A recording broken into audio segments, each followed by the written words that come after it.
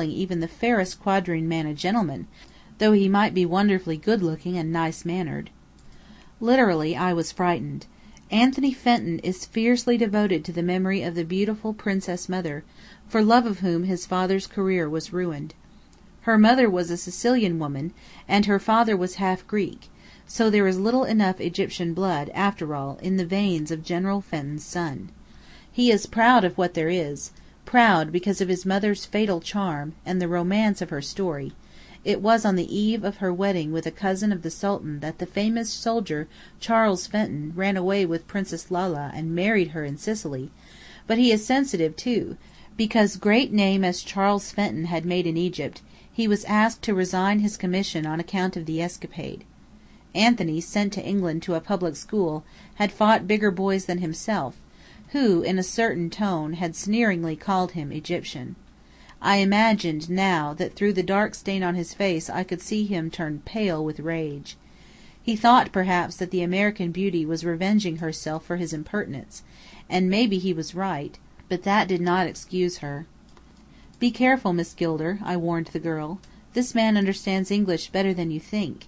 He comes of a princely family, and he's only got to put out his hand to claim a fortune—" "You seem to remember all about me now, Lord Ernest," broke in Fenton, looking dangerous. "Yes," I said, "it comes back to me. You must forgive Miss Gilder." "There is nothing to forgive," he caught me up. "I am not a dragoman, to be sure, but I'm enough of an Egyptian to have a price for anything I do. I may put myself at this lady's service, if she will pay my price, though I am not a servant and I can't accept wages, even for the sake of pursuing my excavations." He continued to speak in French, lest my companion's suspicions should be further aroused by the English of an Englishman, and Monny, pale after her blush, answered in neat schoolgirl French, with a pretty American accent. "What's the price you wish to name?" she inquired, looking a little afraid of him and ashamed of herself, now that the talk of princes and fortunes was bandied about.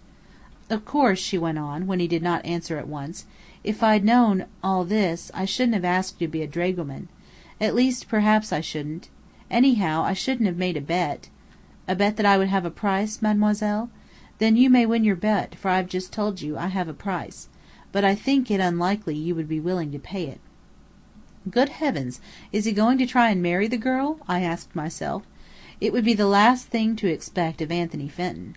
However, he had already done the last but one, the thing I had bet his green turban he would not do. After all, he was a man, and a reckless man, as he had proved on more than one wild occasion. He was in a strange mood, capable of anything, and the Gilded Rose could never have been prettier in her life than at this minute. She had made him furious, and I had imagined that his acceptance of her overtures was the beginning of some scheme of punishment.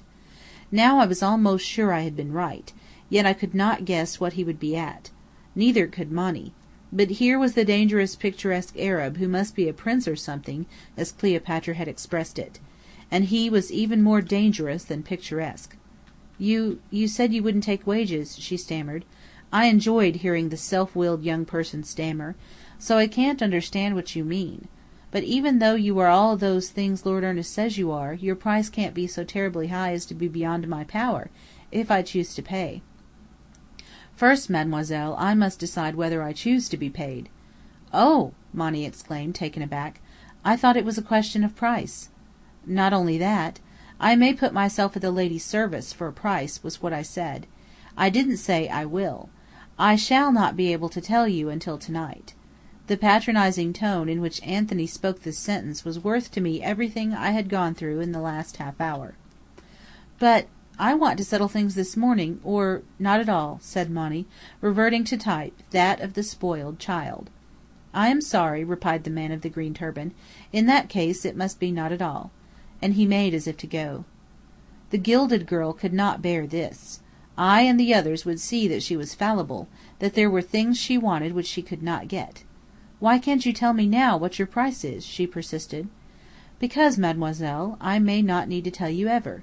It depends partly on another than myself." He threw a quick glance at me.